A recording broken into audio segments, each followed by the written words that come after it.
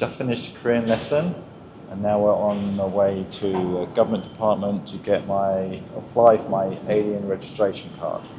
Right? Apply for it. Apply for it. So we'll see what the process is like when we're there. Yeah. Yes. And we had to reserve the time on Hi Korea website, which I couldn't navigate, so you had to do it for me. 한국에 90일 이상 머무는 외국인은 입국 후 90일 이내에 외국인 등록을 해야 합니다. 그래서 지금 등록을 하러 외국인 사무소로 가는 길입니다. 한국에서의 새로운 삶을 시작하기 위한 첫 번째 공식 절차라서 생각보다 조금 긴장도 되네요. 외국인 등록번호가 없으면 일상생활에 불편한 점이 많더라고요. 휴대폰도 만들 수 없고 은행 계좌도 개설할 수 없거든요. So now we're at Gojang Station, which is our final destination. We're a little bit early, but we need to fill out a form which we didn't have time to do before we came here. Very precise time. Our appointment is 4:12. So we got about 45 minutes, I think. We're quite early. Right? 3:30. Yeah, so anyway, it gives us plenty of time. Yeah. We had to bring some forms with us as part of this process. So I bought my passport, a printout of my F6 spousal visa. We've bought a copy of our rental agreement, or in Korean terms, chonsei agreement, right? To show that I guess I have an address I live at, because that's what the whole point of the residence card is, to say where I live. And we bought a marriage certificate, because I've got a spousal visa. I suppose they need to check that I'm still married.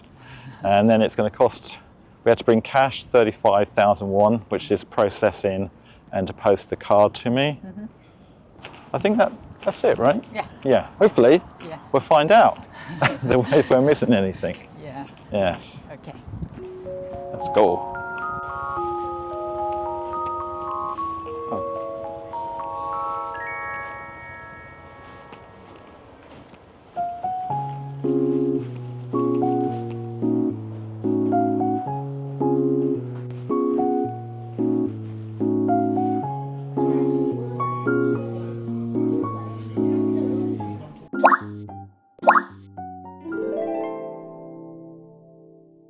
All right, so we just come out from the building, so I'm going to describe what happened when we were in there. So, one, it's quite busy in there, right? Oh, yeah. Yeah, but not crowded, but it is busy. There's a lot of people in there doing the same kind of stuff I was doing. Anyway, we went in, and the first thing we did was fill out the application form, which you could have done earlier, but we don't have printing facilities or anything. One form, very simple to fill out, just my name, address where I'm staying, and my phone number and passport details. So that took about 3 minutes. And you stick your photo on there. So we have a photo. I don't know if we mentioned that. Photo on there. Then we went to pay for it, which you have to pay by cash. And actually the prices look like they've gone up since the 1st of January. So it was 35,000 to collect the card and 39,000 to have it posted. So we paid 39,000 won. And then there's another fee, which I didn't know about, a processing fee. So you then go to another little kiosk, and that was 30,000 won. So total we had to pay, and it's cash, you have to bring cash. So total we paid was 69,000 won. Yeah, right? yeah, so you have to buy that first. Yeah. I mean, pay that first. Pay that first. And then, because you have to, for a registration card, you have to pre-book the appointment. So we actually had a number, 148 our number was, right? Yeah. So we sat down, and we were here half hour early.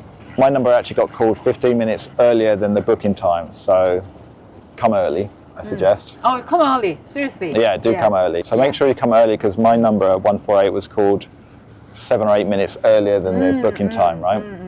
I gave the lady all my forms, and she did some stuff behind the scene on a keyboard, and then I had to use the fingerprint thing to for my fingerprints, both hands and thumbs, and then I had to key in A 4-digit code. What's that? So what was Mobile that? ID. So that I can have a mobile ID and I don't then need to carry the card with me. Yeah, but It's you're great. gonna get the card. I'm going to get and cards as mobile well. ID. Yeah, so I'm going to get a mobile ID and actual physical ID as well. Yeah, you don't have to pay for mobile ID. No. Yeah.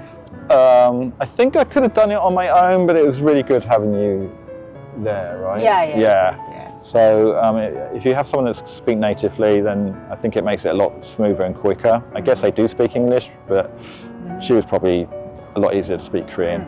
Anyway, the whole thing from actually having our number called and me doing the stuff was 3-4 minutes, and that was it. It didn't take a long No. time.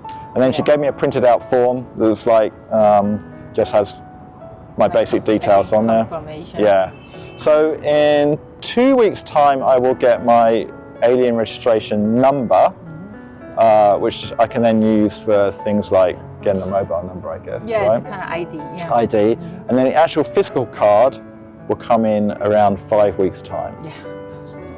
So I'm assuming actually in 2 weeks' time, because I've entered a PIN number and I have my alien residence number, I'll be able to have a mobile residence card, I'm right? not sure We're not about sure. that. We'll let you know. We'll give you an update. All right. So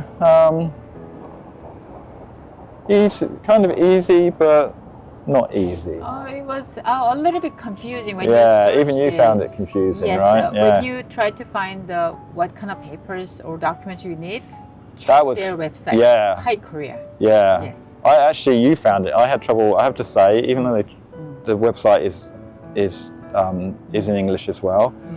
For some reason, I had trouble navigating. One of the things I couldn't find was which office I was meant to go to.